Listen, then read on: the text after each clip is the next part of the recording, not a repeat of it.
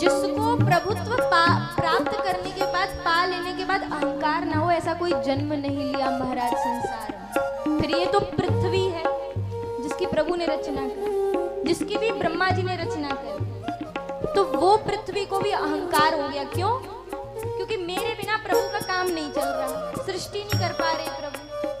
और जब जब जीवन में अहंकार आया है, तब तब मेरे प्रभु ने, मेरे राम ने, मेरे कृष्ण ने, उस ब्रह्म ने उस अहंकार को मिटाया।